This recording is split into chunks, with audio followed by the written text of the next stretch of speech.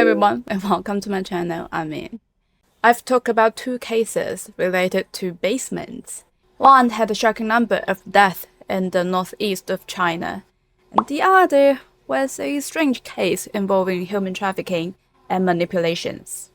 Today, I'm about to share another creepy case that involves the element of basement. This case goes way back to 2 decades ago. A lot of the photographic stuff from the case still hadn't been released yet, so I'll try my best to put into words how horrifying this incident was.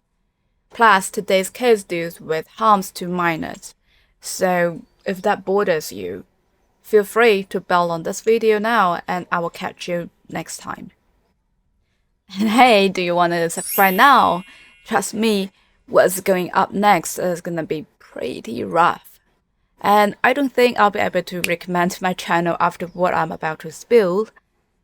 So since we've got some survivors in this situation, I'm gonna go ahead and use some really basic English names when talking about the victims later. Now just a quick heads up, if this ends up offending anyone, I'm really sorry about that. And I will just call the culprit by its official Chinese name. In a random morning of May in 2003, a bunch of farmers armed with hoes and tools get together and charged into an orchard. They forcibly break open a cellar that's giving off this really creepy smell, and guess what they found inside? A whole bunch of torture devices and broken human pieces. And among all the victims, there was this 14-year-old who called the dude who did it Grandpa. What was going on? Let me take you back to 1998 and start from when the first case occurred.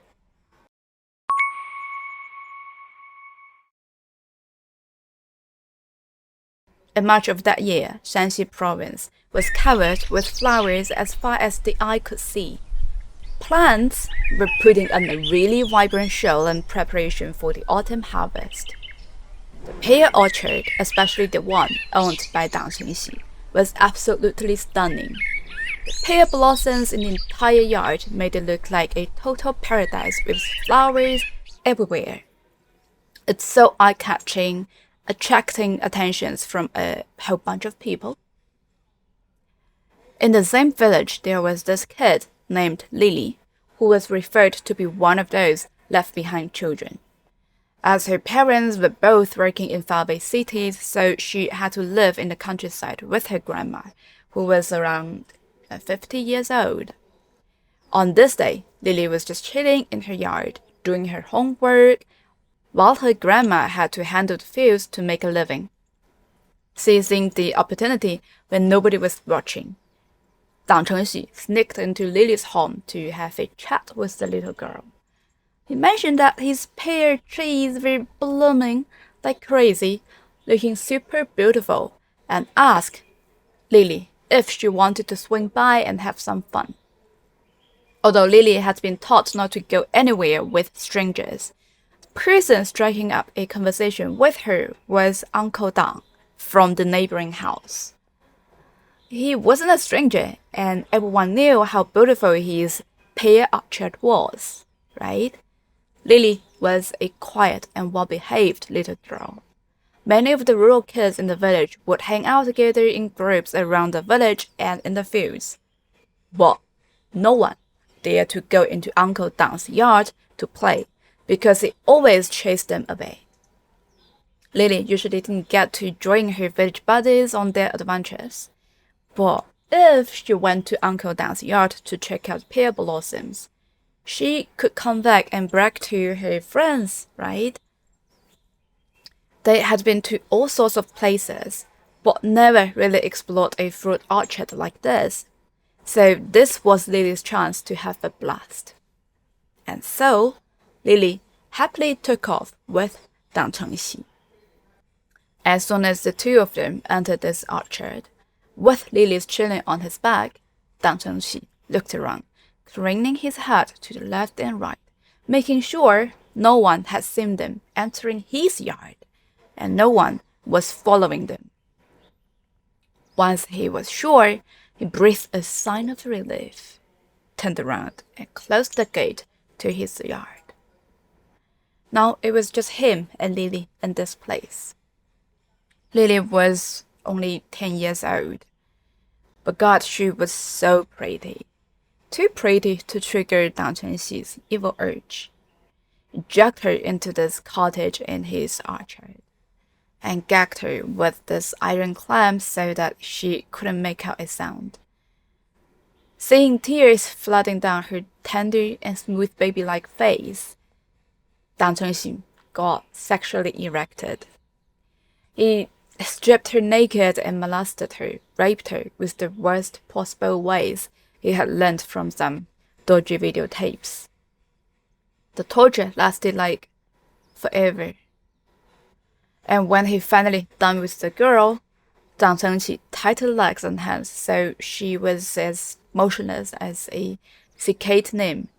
He then put her in this burlap sack. Later on, he pulled a cart all the way to the nearby hill, took a shovel, dug a hole, placed the sack in the pit, and covered it with a cement slab.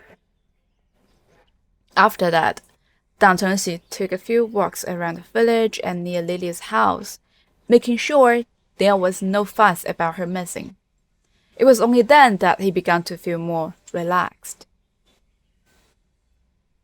As evening approached, he set her free once more and reassured her, saying, "As long as you do what I tell you, I will let you go."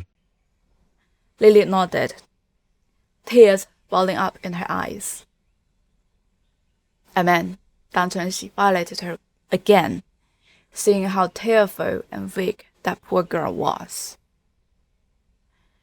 We all know he wouldn't let her go.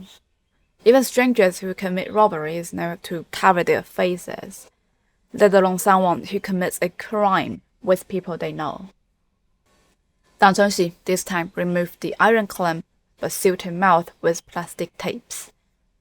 Still had her body and limbs bonded, he put her in this burlap sack and pit again, thinking he'd revisit her tomorrow and set her somewhere else so they could have some more fun in the future.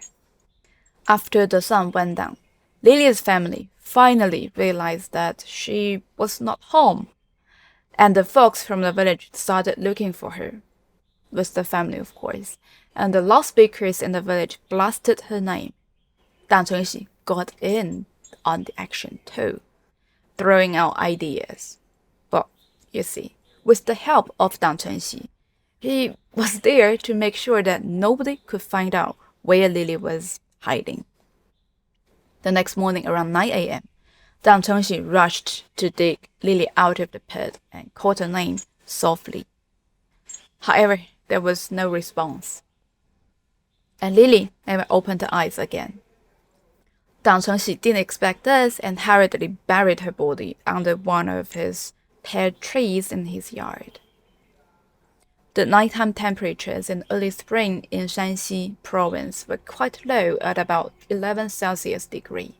Added to that, the cement slab covering the pit was tightly sealed, leaving no room for air circulation. And Lily was died of that. Dang Cheng Xi felt so bad as it was his prey that just died. He didn't get to enjoy it much. It was a pity. At the same time, he kind of felt like it was a accidental killing that shouldn't have happened. However, the fact that a life had been lost weighed heavily on Dang Cheng Xi for a long time. In a state of panic, he buried the body in his pear orchard, right? He couldn't shake this feeling of regret, fearing that the connection between himself and the death of Lily might be discovered. While he was only feared about getting caught, no sympathy at all towards the victim. For a rather long time, nobody in the village had been able to locate Lily. Consequently, the villagers discussed the matter and decided to call the police. However, due to a lack of crucial leads, the police were helpless and could only treat it as a missing persons case. In those days, child abduction in rural areas was relatively let's put it as common. So people assume Lily had been taken by human traffickers. Yeah, that sounds horrible.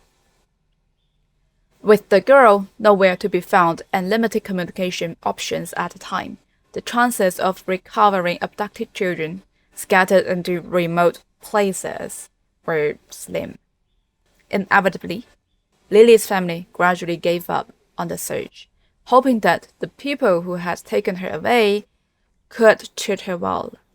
Seeing this, Dang Cheng Xi felt a secret sense of relief, thinking he had finally escaped without anyone discovering Lily's whereabouts or exposing his crime.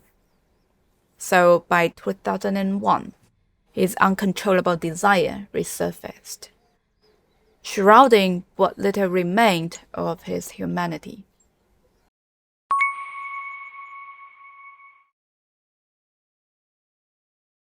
Between 1998, after Lily's incident, and 2001, Dang Cheng Xi didn't waste his time. Apart from tending to his fruit trees, he spent a lot of time reflecting on Lily's death.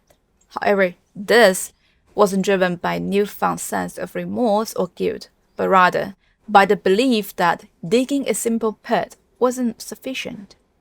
If he had a chance to pull off another crime, he'd need something extra, like a secret hideout, where the victim couldn't escape, but wouldn't suffocate either. He imagined a basement under his cabin in the orchard, kinda like an ant colony. Easy for the worker ants like him to move around, but nearly impossible for his prey to get away from it.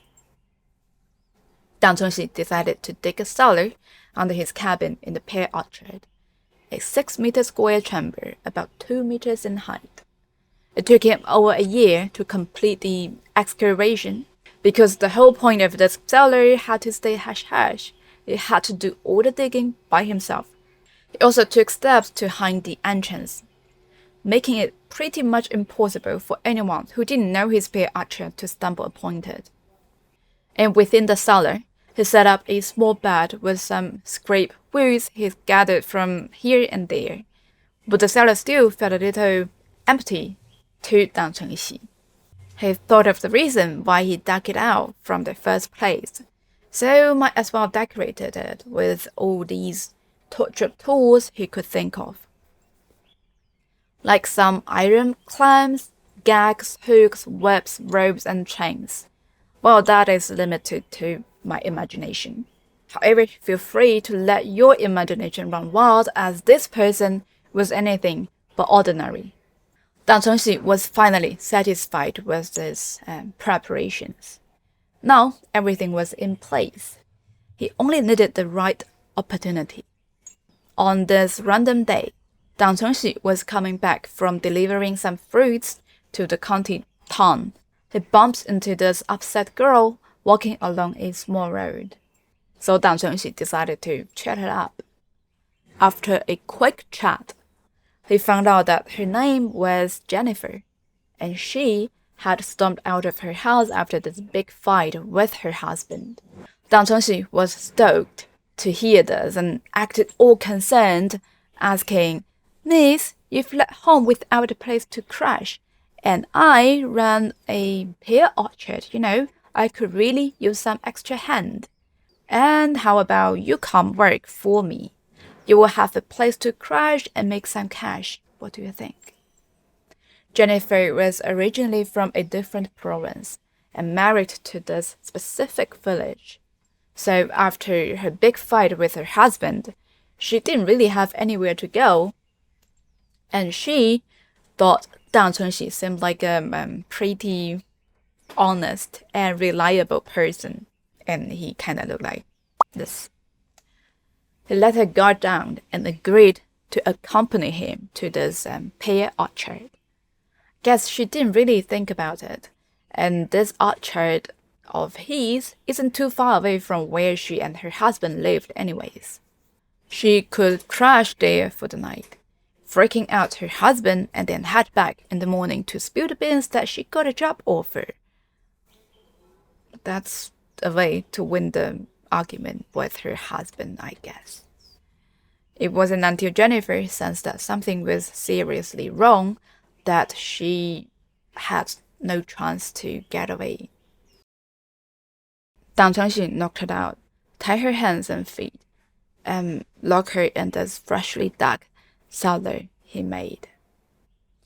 So while he was chatting with Jennifer, he found out that she was from this nearby village, right? You know what he was gonna do? He decided to act all cool and pretend that he was going to that village to sell some fruits. But he was actually trying to dig up some information about Jennifer's family there. After Jennifer and her husband had a big fight, he just assumed that she went to visit friends in the village. But as the night went on and she still hadn't come back, he started freaking out. He asked around in the village, but no one had seen her. Getting more and more worried, he asked for help and reported her missing to the police. But back in those days, there were no fancy surveillance cameras in rural areas, and nobody had a clue where Jennifer was. Some people thought she might have gone back to her mom's place, because she had this big argument with her husband. They even contacted the police in her mom's hometown, but no luck at all. With no leads to go on, Jennifer's disappearance became one of those mysterious that no one could solve, like it with Lily's. So what happened to her? She was tied naked in that cellar Dang Cheng Xi prepared, right? And when she woke up, she saw this dude was raping her. Jennifer, unlike Lily from 3 years ago, she's a grown woman. So she struggled and resisted his violations, which pissed him off. He fetched a set of sewing kit from somewhere and stitched her mouth, quite literally. Then he also sutured her private part. I can't imagine her pains, and this brutal act crushed her will to resist, leaving her no choice but to plead in agony. Do you know about this falconry?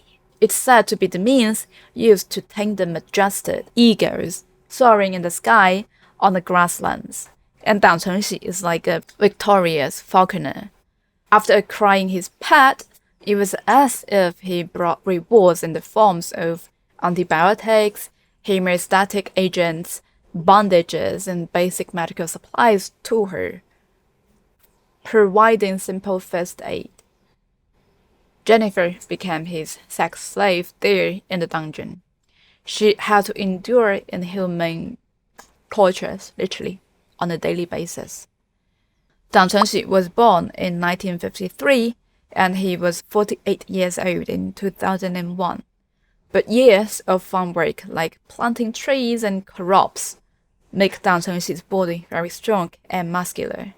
Before he started committing crimes, he had suppressed his twisted sexual desires for many years. Now, those desires finally found an outlet.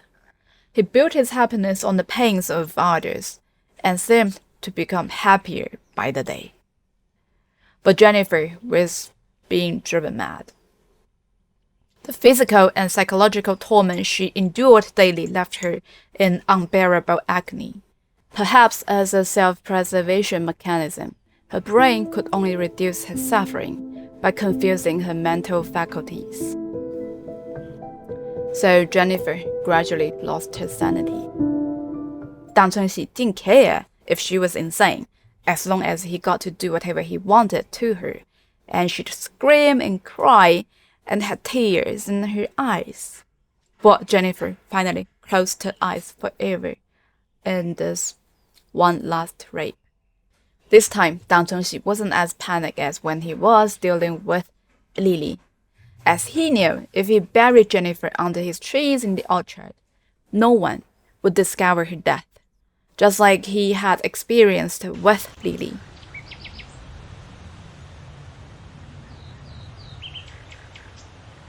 That year, the fruit harvested from his pear orchard was exceptionally sweet and fragrant. As he moved on to his next victim only 2 months after he murdered Jennifer.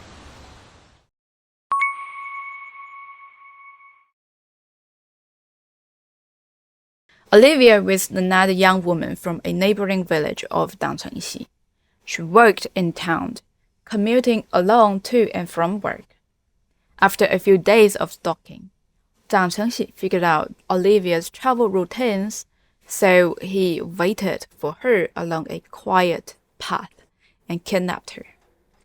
So at that time, Olivia was 28 years old, pretty tall and fair with a pretty striking appearance. And on top of all these tortures, Dang Cheng Xi made her sing and dance for him. You know what? She did everything she was told without showing much reluctance. The reason for that was hanging on the walls in that cellar. They were full of human pieces Dang Cheng Xi took off from Jennifer. As I mentioned earlier, when Dang Cheng Xi was dealing with Jennifer's body, he no longer felt panicked. Instead, he took his time to consider where to bury her and strategize how to make his next victim more compliant. So he thought might as well recycle Jennifer's body and pin those parts he found interesting to hang to the walls. On one hand, he could admire them when he saw them. On the other, they could be used to intimidate his new victims. One stone, 2 birds. And it worked incredibly well. Olivia never thought of fighting back with the walls demonstrated his cruelty. But even then, the pains and blood loss eventually weakened her to a point that she was in the state of near death. And you know what? Dang Cheng Xi loved tears, disliked fight backs, but hated no response. So he tied Olivia up and let her witness how he cut off her private parts and hung them to the walls alive. She was all gagged and so weak that she was like a lifeless toy, and she knew there was nothing she could do to stop him. She died when Dang Cheng Xi was satisfied with his twisted desires. Then she was wrapped up with an old thick cord and buried under one of his pear trees. Then came Ashley. When she was abducted by Dang Cheng Xi at the age of 21, after a period of torment, she appeared like a middle-aged woman in her 40s. Her face was pale with sunken eyes, and her emaciated body bore no unblemished skin. Ashley desperately complied with Dang Cheng Xi in the hope of staying alive. She knew Dang Cheng Xi wouldn't release her, and she couldn't even mention the word of leaving in front of him. She had to wait for the right opportunity. Half a year later, Ashley finally got her chance. That day, Dang Cheng Xi walked into the underground chamber, carrying a bag, and said to Ashley, "Hey, I got some booze and snacks. Wanna join me for a couple of drinks?" Long-term submission had lowered Dang Cheng Xi's guard against Ashley. She knew her chance had arrived. During the meal, Ashley continuously encouraged Dang Cheng Xi to drink. About 40 minutes later, Dang Cheng Xi, well-fed and intoxicated, lay down on the dungeon's bed. Ashley seized the moment, grabbed a wooden stake and swung it towards Dang Cheng Xi's head. But she was so nervous and she missed her target, striking Dang Cheng Xi in the abdomen instead. Dang Cheng Xi woke up in a rage, kicked Ashley down and bound her with a nylon rope. A furious beast will rip apart its prey, even though it may have once liked that prey. Dang Cheng Xi said Ashley was the woman who satisfied him the most. Therefore, he took the extra step to make a plug for her, which he then buried with her. After the burial, he gave a deep bow 3 times to show his utmost regrets. In his mind, I bet it was always a pity that his praise couldn't last longer to satisfy his needs. The Pear orchard went back to being all chill, and Dang Cheng Xi would just kick it in his secret chamber, counting the organs hanging on the wall, talking to himself over and over again. Just a month later, Dang Cheng Xi couldn't handle the feeling of being all alone, so he started hunting again. This time, he decided to go after his own niece, Emily.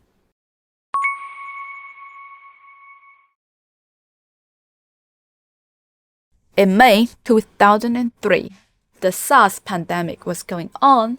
Students were all chilling at home because of it. On that day, Dang Cheng Xi noticed that only Emily was at home, and the other grown-ups were all out in the fields, busy with farming chores.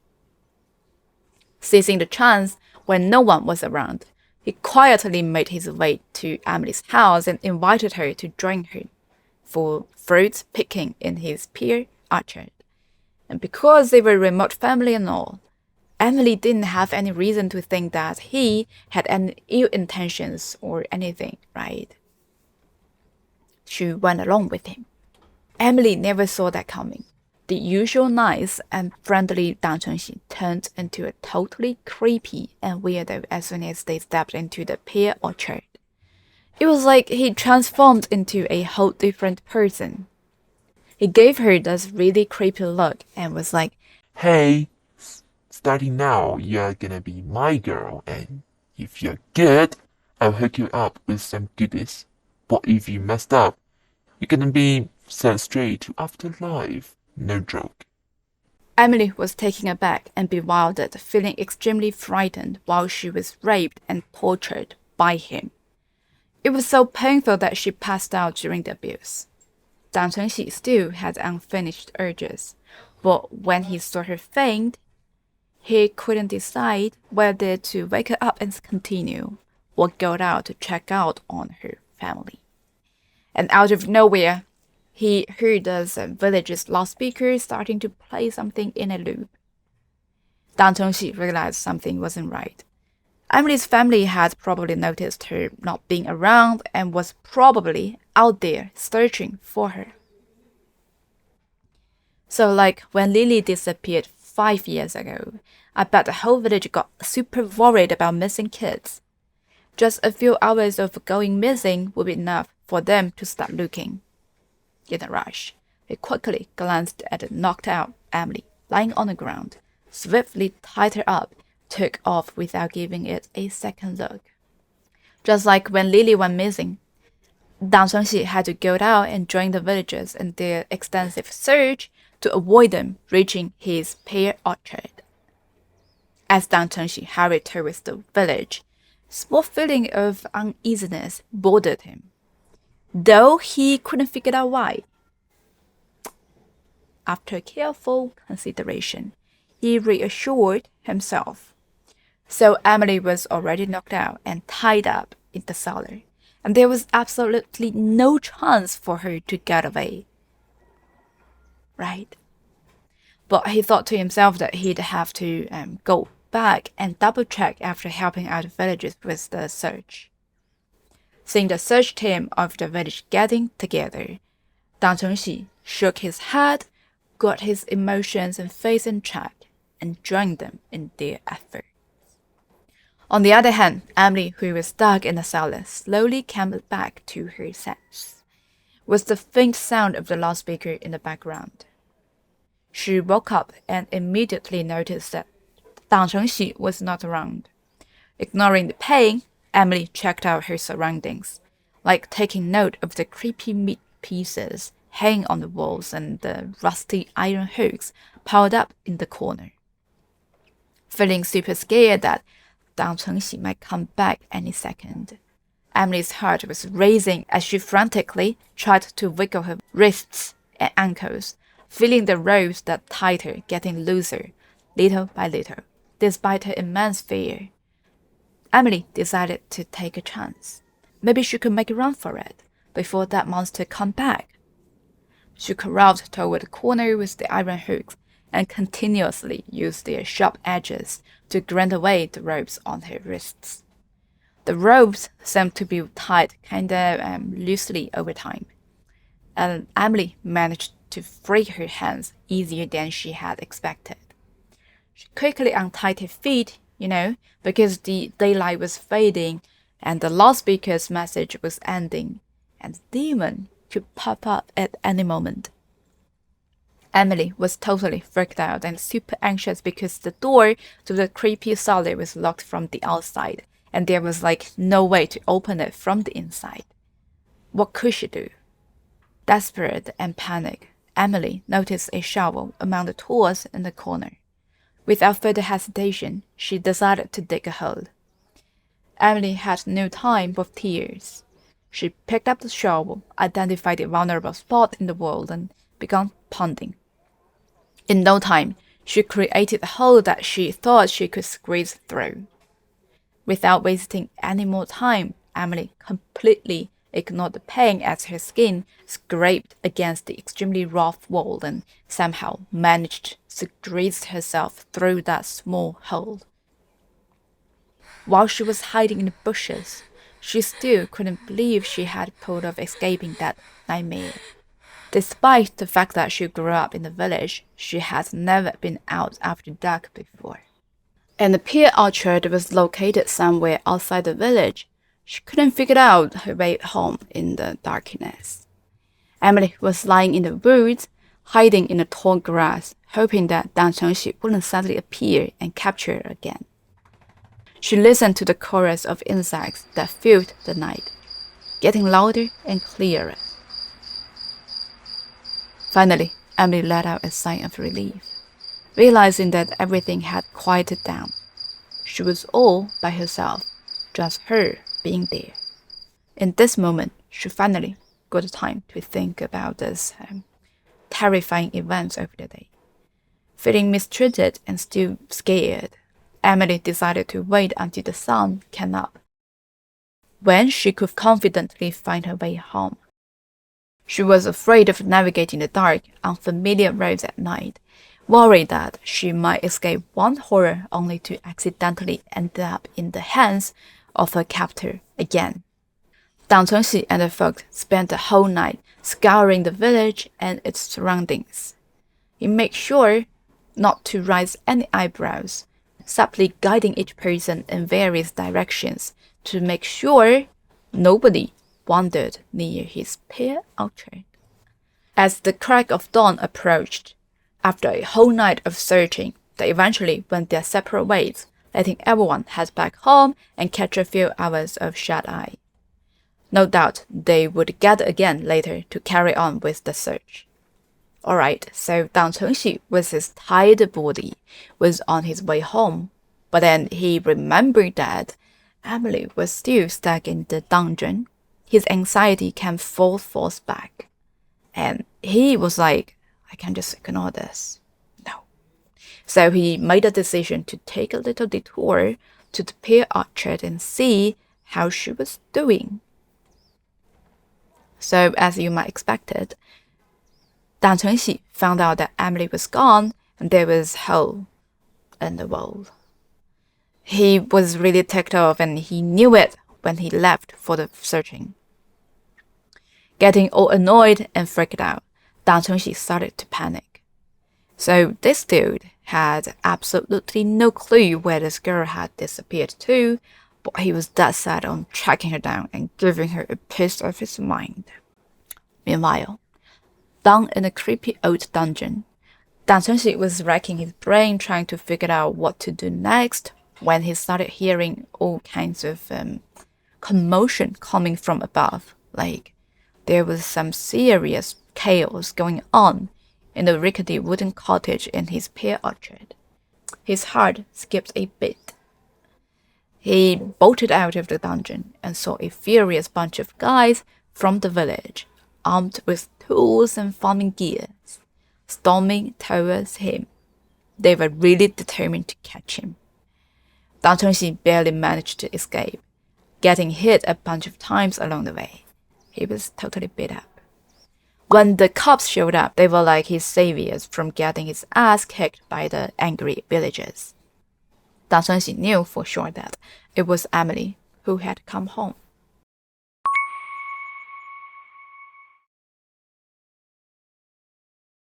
Dang Cheng Xi was treated like a super special gem by his parents from the second he came into the world. Mr. and Mrs. Dang always wanted to give their kiddo the absolute best. It was because they spoiled him rotten that Dang Cheng Xi turned into a total snob with a rebellious attitude. By the time Dang Cheng Xi hit 7, he was the most unpopular kid in the area. He was always getting into trouble, and the worst part was, he had sticky fingers and would fight chickens, dogs, and all sorts of stuff from all over the place. The villagers would constantly gripe about this to his parents. Mr. and Mrs. Dang had been living in the village since forever, so naturally they gave a damn about their reputation. Even though it was their own son causing trouble, they would suck it up and assist Dang Cheng Xi in fixing things afterwards. Every time Dang Cheng Xi messed up, his folks couldn't bring themselves to give him a talking to. Mr. and Mrs. Dang would just casually offer their advice and preach to him about what's right and wrong. Dang Cheng Xi would brush off their speeches as mere words, because thanks to his parents spoiling him, he already had a crystal clear understanding by now that if I screw up, my parents will bail me out. And Dang Cheng Xi was never really into studying, not as a kid. But you know what? His parents still managed to make him finish middle school, which is rare considering the era he grew up with. And what happened next? He actually got a job at this local factory. You gotta understand that in Chinese society in the 1970s and 1980s, becoming a factory worker was a big deal. It meant getting the promise of lifelong employment and job security. It also meant leveling up in social status and identity. Back then, being a successful member of the proletariat was considered super cool and way more respectable than being a peasant. But Dang Cheng Xi wouldn't surprise us. He didn't last long before he got fired from the factory. As Dang Cheng Xi grew up, he wanted to experience romance, right?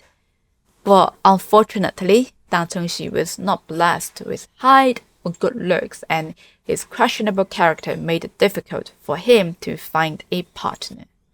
Dang Cheng Xi already had some rebellious habits.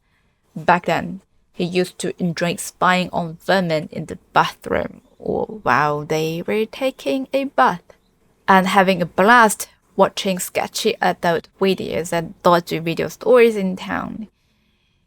So this guy got caught for doing this stuff a bunch of times, and they kicked him out from the factory real quick because of this bad behaviors he had. After he got fired, Dang Cheng Xi just didn't feel like working for other people anymore. He decided that the girls didn't like him because he was broke. So he came up with the idea of starting his own business and being his own boss, with some help from his folks again. Dang Cheng Xi rented out a huge pear orchard in the hometown. As luck would have it, the cost of fruits in the area skyrocketed while Dang Cheng Xi managed his orchard. He made a good chunk of cash, and after a few years, his pear business had become somewhat famous locally. Among the folks in the village, Dang Cheng Xi was seen as one of those wealthy ones. Once Dang Cheng Xi had some cash, he started hunting for a wife. But guess what? Even with the dough, no girls were down to be with him because of his lousy reputation. But Dang Cheng Xi didn't let this reality face him. He was also pretty shameless because he actually entertained the idea of having multiple wives. He thought to himself, wouldn't it be nice if I could have a few wives? That way I'd have folks to take care of me while I eat and sleep. Talk about living in the dreams. Now that Dang Cheng Xi had some cash, he could have totally just chilled and enjoyed life if he wanted. But he had these weird ideas. So like since his reputation at home was totally trashed, he could have just found a wife from somewhere else, right? But then Dang Cheng Xi came up with this thing that he wanted to abduct a beautiful woman and bring her home to be his wife. And to actually make this crazy idea happen, he had to build a dungeon in his Pear orchard. Like, not just any dungeon, but one to actually imprison people. And he made it all fancy and hidden, so no one could even find the entrance. Once you got inside, there was this long, winding passage you had to walk through before finally reaching Dang Cheng Xi's bedroom. So Dang Cheng Xi did this for two reasons. First, to make sure nobody finds out his secret, and second, to make sure no sons can get out of this dungeon. At the end of the passage, there was a locked iron door. Behind it, he had a bed and some basic stuff for living, along with the tools he was gonna use for kidnapping girls and torturing them. Then you all know the stories. After getting the report, the police wasted no time in nabbing Dang Cheng Xi and unearthing a bunch of dead bodies from his Pear orchard. It was a real shocker. On the 19th of December 2003, the court handed down a death sentence to Dang Cheng Xi for his acts of rape and intentional murder, and also stripped him for his political rights for good measure. On the 23rd of April 2004, Dang Cheng Xi was taken to the execution site and got shot to meet his maker. With that, Dang Cheng Xi's wicked life came to an end. But the pain he caused Emily is still a haunting nightmare. I really hope Emily is doing well now and she will be around the same age as me today. Thanks for watching and I'll see you in the next video. Bye.